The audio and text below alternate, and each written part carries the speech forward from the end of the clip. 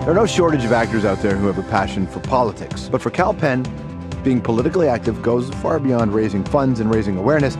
He actually did the unthinkable in Hollywood terms. He left a hit show like House. What the hell is that? What is that? Your toe just fell off. And took a 2-year sabbatical from fame and fortune. You know what he did? He became a junior staffer in the White House. That's right, Kal worked for the Prez as his point person on outreach to youngsters. He even worked to help repeal the Don't Ask, Don't Tell policy with regard to gay people serving in the military. Now, you might be thinking, are we talking about the same Kal Penn, the one who was Kumar in the Harold and Kumar movies? Yes, we certainly are. When has getting high ever prevented you from doing your work? Following his time in the White House, Kal has returned to the screen on How I Met Your Mother with his Harold and Kumar buddy, NPH. You're all the most codependent, incestuous, controlling group of people I've ever met! And is a host of Discovery's upcoming competition show called The Big Brain Theory.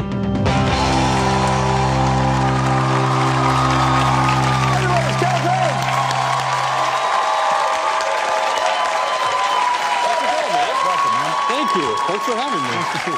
You're welcome. Hey, everyone. How's things? Good, man. Yeah? I love coming back to Toronto. They love you here, man. I love Toronto. I love them. You've had a lot of work up here. I have, yeah. What's just the transition? It's one thing to transition from being in Hollywood and then going into the White House and working in public service, and then the transition back. Yeah. What's that been like? It's been fun. It's I feel very lucky that I've had the chance to do two things that are so disparate that I love so much. I never thought in a million years, obviously, that I would take a sabbatical from acting and go work in D.C. And then to have the luxury of coming back and going back into my first love, which is storytelling and filmmaking and the arts, is awesome. It's really special. What do you get out of public service that maybe you don't get out of acting? Nothing. No, I'm just kidding. That is the correct answer. So well played. No, you get. I mean, the reason that I took a break and wanted to go work for the president was, I had a lot of friends who were overseas in Iraq. I had buddies who couldn't afford college, friends who didn't have access to healthcare, all that stuff. And you kind of think, as actors, a lot of times you get to participate in a fundraiser for an organization or kind of really chip away a little bit at all these issues. But then when I started volunteering for the president years ago, and that kind of segued into having had a chance to work there, you sort of can't say no to doing it full time. Don't ask, don't tell. What do you think in 10 years is going to be the cultural, or just what's going to be the real ramification of that change? I was doing a USO tour a few years ago, going to visit troops in different places, and we were in Seoul, South Korea, and I went out with a bunch of friends who lived in LA and were living in Seoul. We ended up at a bunch of expat bars, and one of them happens to be a gay bar, and we're going up to the bar to order drinks, and there are like 8 guys with crew cuts singing an army song. And we start talking to them, and I was like, I'm just out of curiosity, like, you guys are all just able to come out to a gay bar? Like, well, one of our buddies is gay, the other 7 of us aren't, so when we have a night off, we go to gay bars and straight bars and everything in between, just so everyone has something. And I thought, this is so different, a younger generation of service members is so different than the older folks who are kind of setting the rules. And I think 10 years from now, to answer your question, it's just going to be so, so much more progressive, I think, than it even was now or a couple of years ago. When the president was going after bin Laden, did you use your experience in Guantanamo Bay? To help out? To help out. I mean, you had been there. Sure. Right. I can't tell you that. I'm not allowed to tell you that. Do you think he'd seen those movies before you showed up? Bin Laden? No, not Bin Laden. Oh. Dude, although, I bet you somebody played it for him, right? Well, I mean, they found some crazy things on the man's computer, right? So who knows? No, it's funny. I get this question a lot, and I always think to myself, what point would be, I mean, the president is very pop culture savvy and all of that, but at what point do you ask him if he's seen your movies? Is it before the national security meeting and after the economic meeting? Right? There's no good time for you to be like, by the way. But dude, if it was George Bush, he would have quoted dialogue from those movies. It's funny, I actually had the chance to meet a couple of folks who worked in the Bush administration, and they were pretty high up, and they had seen the movie. So it was like sort of this testament to, John Cho and I and John Hurwitz, Hayden Schlossberg, the guys that wrote the movie, came up here to Toronto in 2004 to shoot this thing. We lived here for like 5 months and loved it. Never in a million years thought that anyone would see it, not to mention folks that might work in government, right? For sure. Well, here's the other thing you did that was, I thought, that you guys collectively did, is that your ethnicity wasn't a part of the movie. Right. That doesn't happen. Yeah. They don't put the brown guy in the movie. I mean, look, you've been the brown guy in movies and TV shows I before. have, of course. Where you have to do that stuff that you probably hate. Yeah.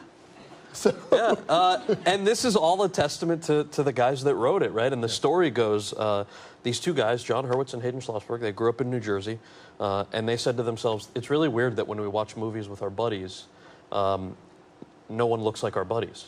And like we have Indian and Asian friends, and they don't come and sit on the couch for 2 minutes and then leave, like they do in the movies. That would be weird. So why don't we write a movie with guys that look like our buddies? And so that was the real, kind of one of the reasons they went and wrote the film. What is it like when a guy of your heritage says to his parents, hey, guess what? Guess what I want to do for a living? Well, they tell you that that's not why they moved to America.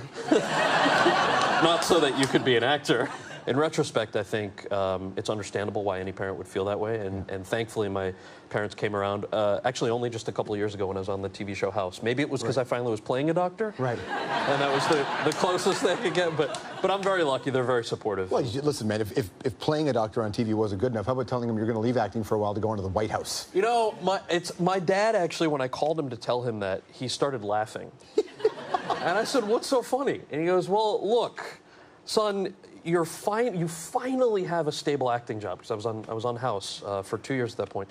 And he said, and I'm just laughing because you've spent the last 12 years of your life in a career that has no stability and was going to make you very little money, and now that you have stability, you're leaving it for another career that has very little stability with very little money. And I said, yeah, I guess you're right. So, so just think about that. I'm like, no, yeah, I thought about that. I'm gonna do it. Stick around, more with Kal Penn after this.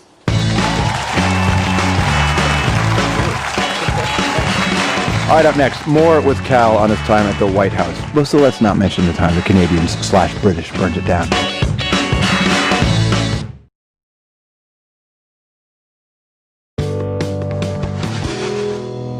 I've worked on a lot of fun movies, but my favorite job was having a boss who gave the order to take out Bin Laden and who's cool with all of us getting gay married. So thank you, Invisible Man in the Chair, for that. So, thank you.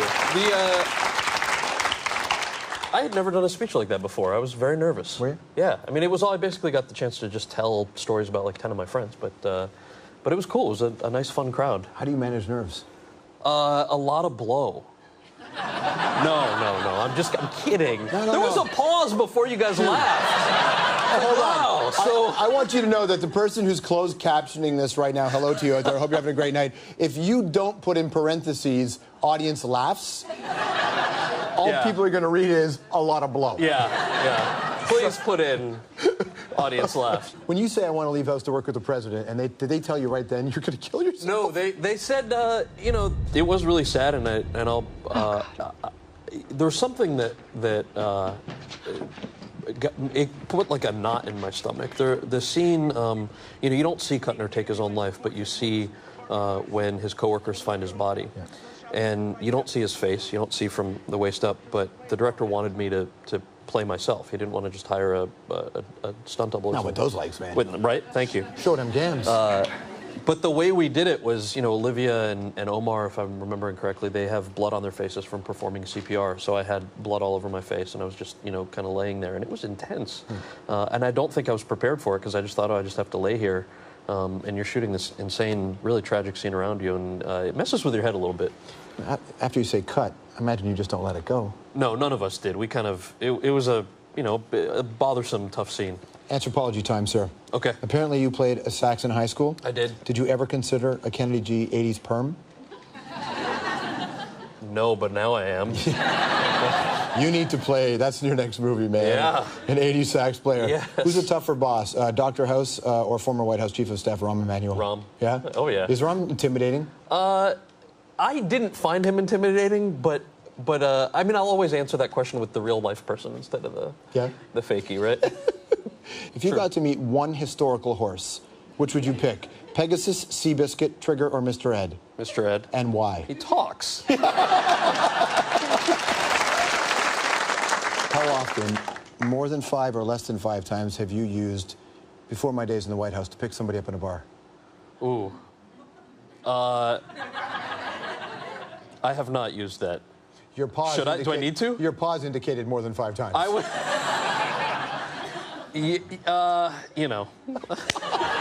I I try to start it with, you know, before my old boss gave everyone health care, but that doesn't play the same way. Well, he gave them insurance reform. Right. He gave them insurance reform. You got to start somewhere. Absolutely. The finale of the 3D Christmas Harold and Kumar was lovely, thankfully. It's such a oh, the 3D. Some of your 3D choices were so compromising. They were for me as well. Oh my God. What's the continuation of those two guys? So we, you know, the studio, I think, was going to end it at the third. I know we would all be happy to continue to do more if they decide to at some point.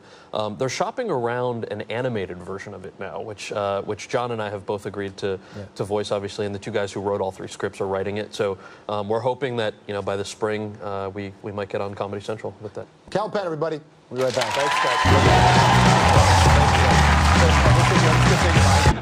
and is a host of Discovery's upcoming competition show called The Big Brain Theory.